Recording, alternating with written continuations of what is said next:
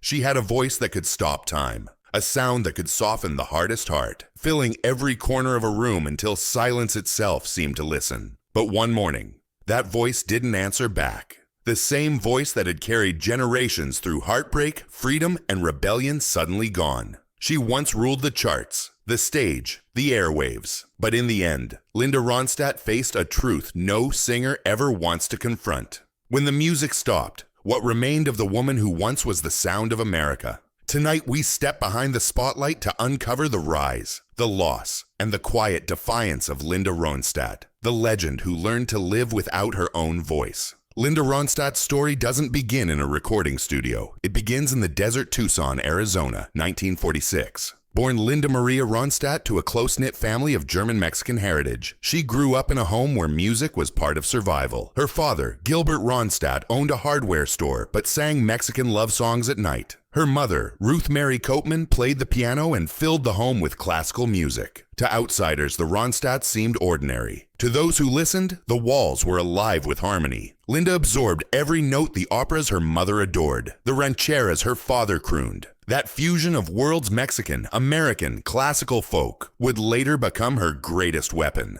By her teens, Linda's voice was already hauntingly developed, a contradiction of power and tenderness. But Tucson was too small for the sound she carried. At 18, she left the desert and drove west to Los Angeles, a move that would change her life and shape a generation's soundtrack. The city was a storm of counterculture, folk cafes on Sunset Boulevard, record shops stacked with protest songs, musicians living on black coffee and broken dreams. She arrived with only a guitar, a suitcase, and a belief that music could be a life if she was brave enough to chase it. The first years were anything but glamorous. She slept on floors, sang backup in smoky clubs, and faced constant dismissal from male producers who thought of women singers as decorations, not creators. But Linda was relentless. She joined a small folk rock group called the Stone Ponies, and in 1967, their song Different Drum became a national hit. Her voice clear, melancholy, commanding, sliced through the airwaves. Audiences heard it and paused.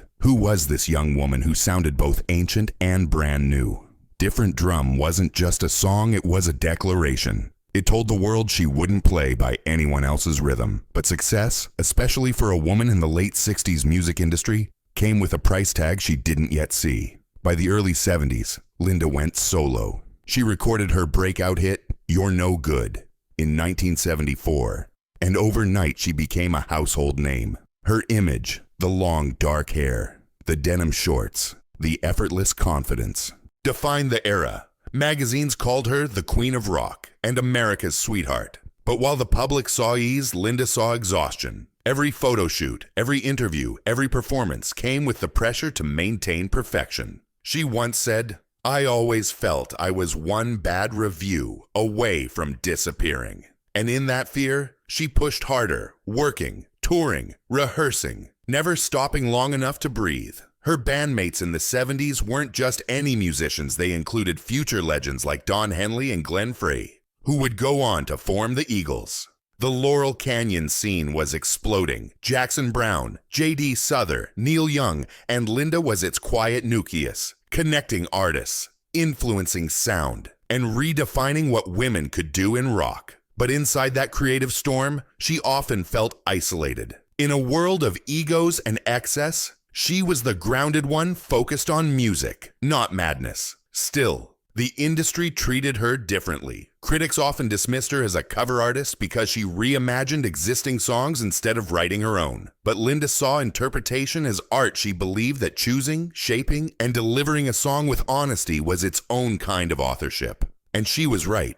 Her versions of Blue Bayou, Desperado, and Heatwave didn't just match the originals, they eclipsed them. As her fame peaked, the spotlight became unbearable. She couldn't walk down a street without paparazzi following. Reporters asked more about her relationships than her records. She dated powerful men, including California Governor Jerry Brown and director George Lucas, but fame complicated everything. "I could never separate my life from my image," she once said. "People fell in love with the idea of me, not me." Behind that calm, articulate exterior was a woman constantly fighting to be heard not as a muse, but as a musician. In recording sessions, she challenged producers, fought for creative control, and insisted on perfecting every vocal take. To some, she was demanding. To others, she was the ultimate professional. But behind the precision was an ache, the cost of being a woman leading in a man's industry. By 1976, Linda was the most successful female rock artist in the world. Her albums, Heart Like a Wheel, Hasten Down the Wind, and Simple Dreams dominated the charts.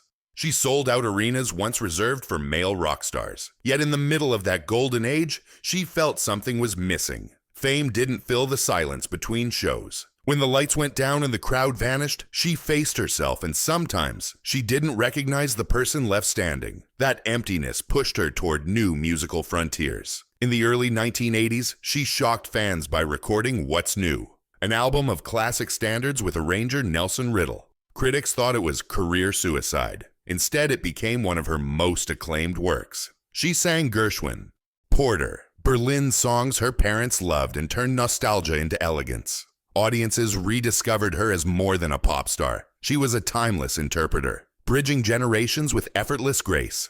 Her artistry was now unboxed, but it came with new vulnerability. "I wasn't hiding behind the noise anymore," she said later. "It was just me and the melody." Then came Canciones de mi Padre in 1987, a project rooted in her Mexican heritage. It was bold, authentic, and deeply personal. No translation, no compromise, just Linda reclaiming her roots. The album won Grammys and sold millions, but more importantly, it healed a part of her identity long ignored by mainstream America. For decades, Latin culture had been marginalized in the industry. Linda's success made it impossible to ignore. Her performances in traditional Mexican attire, singing in Spanish with full mariachi orchestras, weren't just concerts, they were cultural celebrations. In those songs, she reconnected with her father's memory, with her childhood, with herself. But even as she soared, something invisible was shifting inside her. By the late 1990s, Linda began to feel strange symptoms: fatigue, tremors, difficulty controlling her breath while singing. Doctors couldn't explain it. She thought maybe it was age, stress, or overwork. But deep down, she knew something was wrong. Her voice, the one thing she had built her life around, was changing. She couldn't sustain notes the way she once did. Phrasing that once came effortlessly now demanded everything she had. For a while, she pretended it was nothing. But music doesn't lie. When your body falters, your art whispers the truth before the doctors do. Through the early 2000s, she retreated from the stage. Each performance became a negotiation between memory and muscle. She recorded Hummin' to Myself in 2004, a jazz album that hinted at closure. Behind the microphone, she still sounded like Linda, but she felt the loss approaching. Years later, she would admit she already knew something irreversible was happening. "I couldn't sing," she said simply, "and I didn't understand why." The diagnosis came in 2013. Parkinson's disease, later suspected to be progressive supranuclear palsy, a condition even more severe. It explained everything: the trembling, the exhaustion, the fading control. And with it came the realization that she would never sing again. The news hit her fans like an aftershock. For decades, her voice had been woven into America's emotional DNA. People fell in love to her songs, mourned to her ballads, celebrated to her anthems. Now the instrument that gave those feelings life had gone silent. But Linda faced it differently than most expected. There was no breakdown, no public sorrow. She accepted her silence with grace, even humor. "I had a good run," she said in interviews. "I sang everything I wanted to sing. It wasn't denial, it was peace." In her memoir Simple Dreams, published that same year, Linda peeled back the curtain with unflinching honesty. She spoke about her perfectionism, her battles with sexism, her complicated relationship with fame, and the joy of collaboration. What stood out wasn't bitterness, but gratitude. She remembered the early mornings in Tucson, the long nights in studios, the thrill of harmony. She also acknowledged the irony how the very gift that defined her life was taken away. But rather than let that define her ending, she reframed it as a passage. "Music made me," she wrote, "but silence taught me who I was." Friends say that in her later years, Linda remained deeply curious, reading history, listening to others' recordings, and mentoring younger musicians. She still loved music, even if she couldn't perform it. Sometimes at gatherings, she would hum quietly to herself, off-pitch, but peaceful. In those moments, people saw the essence of Linda Ronstadt, not the performer, but the person. The woman who once filled stadiums now found fulfillment in stillness. Her influence, though, never stopped echoing. Modern artists from Sheryl Crow to Brandi Carlile to Casey Musgraves cite her as a blueprint. Fearless, genre-bending, uncompromising. She showed that success didn't have to mean surrendering identity. She could move from country to rock to opera to mariachi and still sound like herself. Few artists have ever crossed that many borders and remained authentic. That's why her silence feels so loud. It reminds us of how rare her voice truly was. Linda once described her approach to music this way: "A song has to fit like a dress. If it doesn't fit, I can't wear it." That honesty guided her entire career. She never chased trends or performed songs that didn't resonate. And because of that, her catalog feels timeless. Even now, when you listen to Blue Bayou or Long Long Time, there's something almost cinematic in the sadness, a sense of someone reaching for beauty even as it slips away. When the documentary Linda Ronstadt, The Sound of My Voice, premiered in 2019, audiences wept openly. Not because it was a tragedy, but because it was a love letter to artistry, to courage, to endurance. The film showed her watching old clips of herself singing, her younger voice soaring effortlessly across decades. She smiled, sometimes laughed, but never mourned. You could see in her eyes the acceptance of someone who had lived completely, who had given everything to her craft. It wasn't an ending, it was a coda. What makes her story so haunting isn't the silence itself, it's how she turned that silence into strength. Many artists fade into obscurity when the spotlight leaves. Linda, however, remained present, political, outspoken. She spoke out for immigrant rights, environmental causes, and women's equality. She refused to let Parkinson's define her as a victim. She once said, "I can't sing anymore, but I can still tell the truth." And maybe that's what her voice was always about, not just melody, but meaning. Today, her home in San Francisco is quiet, filled with books, photographs, and echoes of old records. Visitors describe it as peaceful, not melancholic. On the walls hang portraits of her family, her collaborators, her cultural heroes. The woman who once stood before thousands now spends her days surrounded by the simple things she once never had time to enjoy. She lost her stage, but she kept her story.